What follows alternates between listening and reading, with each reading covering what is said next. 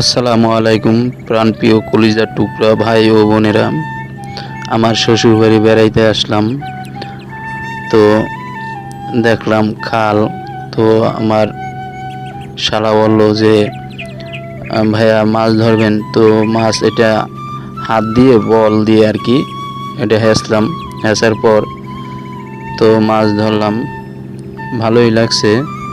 তো মাছ ধরতে ধরতে তো সামনে একটা মাছ দেখছে যে লেঞ্জা লড়ে চড়ে।